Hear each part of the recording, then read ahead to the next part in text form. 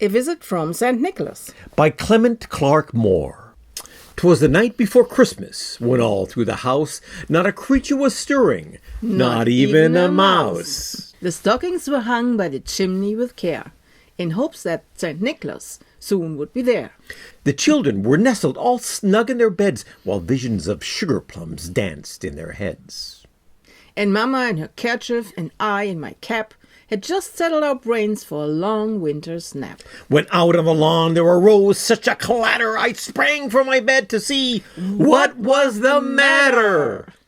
Away to the window I flew like a flash, tore open the shutters and threw up the sash. The moon on the breast of the new-fallen snow gave a lustre of midday to objects below. When what to my wondering eyes did appear but a miniature sleigh and 8 tiny reindeer. With a little old driver, so lively and quick, I knew in a moment he must be Saint Nick. More rapid than eagles, his coursers they came, and he whistled and shouted and called in my name. Now Dasher, now Dancer, Now Prancer and Vixen, on Comet, on Cupid, on Donner and Blitzen, to the top of the porch, to the top of the wall. Now dash away, dash away, dash away all. all. As leaves that before the wild hurricane fly, when they meet with an obstacle, mount to the sky. So up to the housetop the coursers they flew, with a sleigh full of toys, And Saint Nicholas too.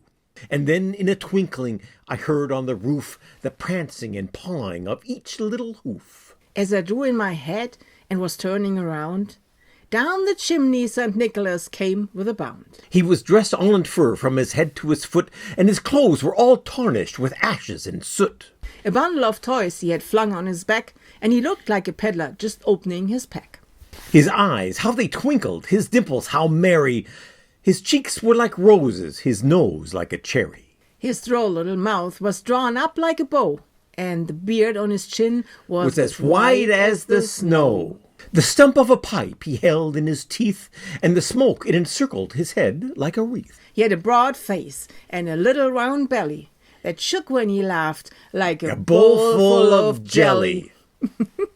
He was chubby and plump, a right jolly old elf, and I laughed when I saw him, in spite of myself.